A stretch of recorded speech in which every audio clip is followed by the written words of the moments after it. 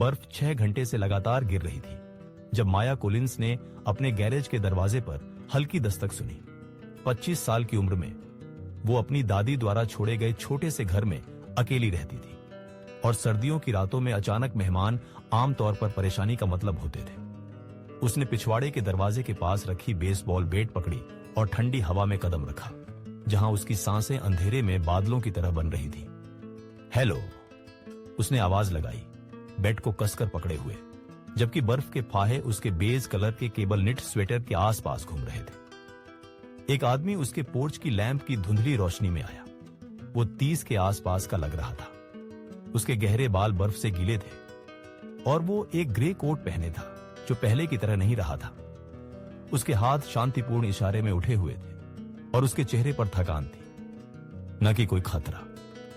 मुझे खेद है कि मैंने आपको परेशान किया, उसने कहा, उसकी आवाज ठंड से कमजोर। मुझे पता है ये कैसा लग रहा है, लेकिन क्या मैं आज रात आपके गैरेज में सो सकता हूं? सिर्फ सुबह तक। मैं कोई परेशानी नहीं करूंगा।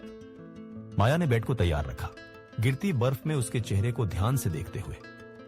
दादी की मौत के बाद से वो यहां 3 साल से रह रही थी और उसे इस इलाके की उन कहानियों के बारे में पता था जहां लोग अकेली औरतों पर नजर रखते थे। तुम्हें जाना चाहिए, उसने सख्ती से कहा। शहर के बीच में आश्रय घर है जो तुम्हारी मदद कर सकते हैं। आश्रय घर भरे हुए हैं, आदमी ने धीरे से जवाब दिया। मैंने शहर के हर एक को चेक किया। मैं घंटों से चल रहा हूं और मैंने देखा कि तुम्हारे गैरेज की लाइट जल रही है। मुझे बस कुछ घंटों के लिए कोई गर्म जगह चाहिए। माया ने इस अजनबी को और ध्यान से देखा। उसके पुराने कोट और साफ दिखती थकान के बावजूद उसके व्यवहार में कुछ ऐसा था जो खतरे का संकेत नहीं देता था। उसकी मुद्रा सम्मानजनक थी, उसकी आवाज नरम और उसकी आंखों में वो थकान थी जो असली मुश्किलों से आती है, न कि शिकारी नियत से। तुम्हारा नाम क्या है? उसने पूछा। बेड को नीचे नहीं किया, लेकिन अपनी आवाज को थोड़ा नरम किया। डेविड, उसने जवाब दिया। डेविड स्टर्लिंग, और मुझे पता है कि तुम्हें मुझे भरोसा करने का कोई कारण नहीं है, लेकिन मैं वादा करता हूं कि मैं यहां किसी को नुकसान पहुंचाने नहीं आया हूं। मुझे बस इस तूफान से बाहर निकलना है। माया अपने सुरक्षा के इंस्टिंक्ट और अपनी दादी की याद में गूंजती आवाज के बीच फंसी हुई महसूस कर रही थी। जब कोई मदद की जरूरत में हो और तुम मदद कर सकते हो तो तुम रास्ता निकालो। तुम गैरेज में सो सकते हो, उसने आखिरकार कहा, लेकिन मैं ये बैट रखूंगी और अगर तुमने कुछ भी गलत किया तो मैं इस्तेमाल करूंगी। धन्यवाद, डेविड ने कहा और उसकी आवाज में राहत साफ थी। मैं नहीं बता सकता कि यह मेरे लिए कितना मायने रखता है। माया ने उसे अलग खड़े गैरेज में ले जाया जो साफ और व्यवस्थित था, लेकिन गर्म नहीं। उसने उसे एक पुराना स्लीपिंग बैग, एक तकिया और एक थर्मोस में गर्म कॉफी दी। वहां दरवाजे से बाथरूम है, उसने कहा, अपने घर से जुड़े प्रवेश की तरफ इशारा करते हुए, लेकिन कहीं और मत जाना वरना मैं पुलिस को बुलाऊंगी। समझ गया, डेविड ने जवाब दिया। तुम्हारी दया के लिए शुक्रिया। माया अपने घर लौटी, सभी ताले 2 बार चेक किए और रात भर बेचैन रही, सोचते हुए कि क्या उसने भारी गलती की है या सही फैसला। अगली सुबह उसने देखा कि डेविड स्लीपिंग बैग को सही से मोड़ रहा था और गैरेज में अपनी मौजूदगी का कोई निशान मिटा रहा था। तुम्हें नींद कैसी आई? माया ने पूछा, अभी भी दूरी बनाए रखते हुए, लेकिन दिन की रोशनी में कम डरी हुई महसूस कर रही थी। पिछले हफ्तों से बेहतर, डेविड ने स्वीकार किया। तुम्हारा गैरेज काफी गर्म रहा और सिर पर छत होना सब कुछ बदल देता है। अब तुम कहां जाओगे? माया ने पूछा, हैरान कि वो उसकी भलाई के बारे में चिंतित हो रही थी। मुझे नहीं पता, डेविड ने कहा। सच कहूं, मैं शिकागो जा रहा हूं, जहां मुझे कुछ नौकरी के मौके मिल सकते हैं, लेकिन कल मैं अपना वॉलेट खो दिया और मेरा फोन डेड है। मैं 3 दिनों से सफर कर रहा हूं, अगला कदम सोचने की कोशिश में। माया ने सुबह की रोशनी में डेविड के चेहरे को देखा। वो थका हुआ लेकिन साफ लग रहा था, हताश लेकिन खतरनाक नहीं। अपने बेहतर फैसले के खिलाफ वो खुद को मदद करना चाह रही थी। यहां से करीब 3 किलोमीटर दूर एक डाइनर है जो नाश्ता सर्व करता है, उसने कहा। अगर तुम मेरे साथ वहां चलना चाहो तो मैं तुम्हारे लिए एक मील खरीद सकती हूं, इससे पहले कि तुम अपना सफर जारी करो। मैं ये नहीं मांग सकता, डेविड ने विरोध किया। तुम मांग नहीं रहे हो, मैं ऑफर कर रही हूं, माया ने जवाब दिया। 1 घंटे बाद वो दोनों मर्फी के डाइनर में एक बूथ पर एक दूसरे के सामने बैठे थे, जहां डेविड स्क्रैम्बल्ड एग्स और टोस्ट खा रहा था, जैसे कोई जो दिनों से सही मील नहीं खाया हो। क्या मैं पूछ सकती हूं तुम्हारे साथ क्या हुआ? माया ने धीरे से कहा। तुम ऐसे नहीं लगते जैसे लंबे समय से बेघर हो। डेविड चुप रहा एक पल, फिर माया की तरफ एक ऐसी नजर से देखा जो कमजोरी और शर्म से भरी थी। 6 महीने पहले मैं सैन फ्रांसिस्को में एक सफल सॉफ्टवेयर डेवलपर था, उसने धीरे से कहा। मेरे पास अच्छी नौकरी थी, एक अच्छा अपार्टमेंट और सब कुछ जो बाहर से सफलता जैसा लगता है। फिर क्या बदला? माया ने पूछा। मैंने ब्रेक डाउन किया, डेविड ने स्वीकार किया। दबाव, लंबे घंटे, लगातार तनाव, सब कुछ मुझे पकड़ लिया। मुझे पैनिक अटैक्स आने लगे, नींद नहीं आती, ध्यान केंद्रित नहीं कर पाता। मैंने नौकरी खो दी, फिर अपार्टमेंट, फिर अपना आत्मविश्वास। माया बिना किसी जजमेंट के सुनती रही, जबकि डेविड ने बताया कि कैसे उसकी मानसिक स्वास्थ्य की समस्याओं ने उसे नीचे गिराया और उसने जो सब कुछ बनाया था वो खो दिया। मैंने कहीं नए से शुरुआत करने का फैसला किया, डेविड ने जारी रखा। मैंने जो थोड़ा बचा था उसे बेच दिया और शिकागो की तरफ ड्राइव करना शुरू किया, जहां मेरे एक कॉलेज फ्रेंड ने कहा कि वो मुझे उठने में मदद कर सकता है। और फिर तुमने अपना वॉलेट खो दिया, माया ने कहा। और फिर मैंने अपना वॉलेट खो दिया, डेविड ने पुष्टि की, उसके चेहरे पर एक दुखी मुस्कान के साथ, जिसमें मेरे कैश, क्रेडिट कार्ड्स और पहचान सब शामिल थे।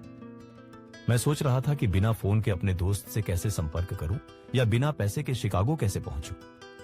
माया को इस आदमी पर दया आ गई, जो मदद मांगने का साहस रखता था और अपनी कहानी ईमानदारी से साझा करता था।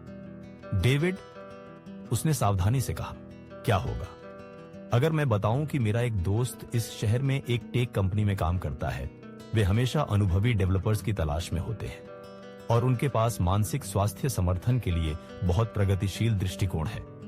डेविड ने उसे आशा और अविश्वास से भरी नजरों से देखा। क्या तुम मेरे लिए परिचय करा सकती हो? इससे ज्यादा, माया ने कहा, जो खुद को हैरान करने वाला फैसला था। तुम मेरे अतिथि कक्ष में रह सकते हो जब तक तुम अपने पैरों पर खड़े ना हो जाओ। लेकिन उसने तुरंत जोड़ा, इसके नियम और सीमाएं होंगी, और जैसे ही तुम कमाने लगो तुम्हें घर के खर्चों में योगदान देना होगा। माया, तुम एक पूर्ण अजनबी के लिए ऐसा क्यों कर रही हो? डेविड ने पूछा। क्योंकि मेरी दादी हमेशा कहती थी कि कभी कभी देवदूत ऐसे लोगों के रूप में आते हैं जो मदद की जरूरत में होते हैं, माया ने जवाब दिया। और क्योंकि हर किसी को अपनी जिंदगी को फिर से बनाने का मौका मिलना चाहिए। 3 महीने बाद डेविड ने इनोवेट टेक सॉल्यूशंस में सीनियर डेवलपर की नौकरी हासिल कर ली थी और वह माया के गैरेज के ऊपर वाले अपार्टमेंट में किराए पर रह रहा था। दोनों में से किसी ने भी नहीं सोचा था कि उनका अस्थायी इंतजाम कितनी सहजता से सच्ची दोस्ती में बदल जाएगा और फिर कुछ और गहरा हो जाएगा। तुम्हें पता है, डेविड ने एक शाम खाने के दौरान माया के किचन में कहा, मुझे अपनी स्थिति के बारे में कुछ बताना है। माया ने अपनी पास्ता से आंखें उठाकर जिज्ञासा से देखा। जब मुझे ब्रेकडाउन हुआ और मैंने सब कुछ खो दिया, तो मैंने अपनी वित्तीय स्थिति के बारे में पूरी तरह ईमानदार नहीं रहा। डेविड ने जारी रखा, हाँ, मैंने नौकरी और अपार्टमेंट खो दिया, लेकिन मेरे पास काफी बचत और निवेश थे जो मैंने कभी छुए नहीं। इसका मतलब क्या है? माया ने पूछा। इसका मतलब है कि मैं अपने नए शुरुआत के सफर में होटल और रेस्तरां का खर्च उठा सकता था, डेविड ने समझाया। लेकिन मैंने जानबूझकर अनुभव करना चाहा कि कुछ न होने का क्या एहसास है, दूसरों की दया पर निर्भर होना और बिना पैसे की सुरक्षा के बिना नीचे से फिर से उठना। माया ने उसे घूर कर देखा।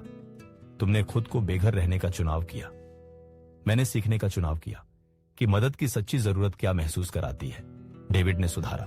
और माया, जो मैंने सीखा वो ये कि तुम्हारी जो दया मुझ पर हुई वो पैसे से नहीं जुड़ी थी, बल्कि तुम्हारे चरित्र से जुड़ी थी। क्या तुम कह रहे हो कि तुम धनी हो?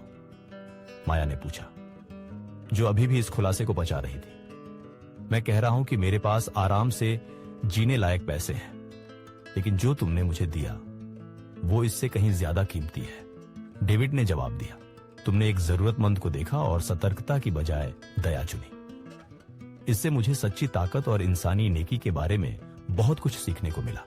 जितना किसी सफलता से नहीं मिला। माया थोड़ी देर चुप रही।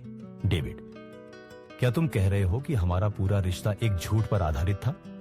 मैं कह रहा हूं कि हमारा रिश्ता इस बात पर आधारित है कि तुमने तब मदद की जब तुम्हें लगा कि उस व्यक्ति के पास देने के लिए कुछ नहीं है। डेविड ने कहा, यही बताता है कि तुम कौन हो। 6 महीने बाद जब डेविड और माया ने उसी गैरेज में अपनी सगाई की घोषणा की जहां उसने अपनी पहली रात बिताई थी, माया ने सोचा कि कैसे एक बर्फीली तूफान में लिया गया एक फैसला दोनों की जिंदगी बदल गया। क्या तुम मुझे मदद करती अगर तुम्हें पता होता कि मेरे पास पैसे हैं? डेविड ने पूछा, जबकि वे उस जगह को देख रहे थे जो उन्हें साथ लाई थी। मैं शायद तुम्हारे इरादों पर और शक करती, माया ने माना। लेकिन डेविड, मैं उस आदमी से प्यार करती हूं जो मदद मांगने जितना विनम्र था और अपनी जिंदगी को मकसद के साथ फिर से बनाने जितना आभारी। और मैं उस औरत से प्यार करता हूं जो एक अजनबी पर भरोसा करने जितनी बहादुर थी और उसकी जिंदगी बदलने जितनी दयालु। डेविड ने जवाब दिया। जैसे ही बाहर गैरेज के पास बर्फ फिर से गिरने लगी जहां उनकी कहानी शुरू हुई थी, माया को एहसास हुआ कि कभी कभी सबसे महत्वपूर्ण जोखिम पैसे या सफलता से जुड़े नहीं होते, बल्कि दूसरों की इंसानियत को देखने से जुड़े होते हैं जब उन्हें हमारी जरूरत होती है।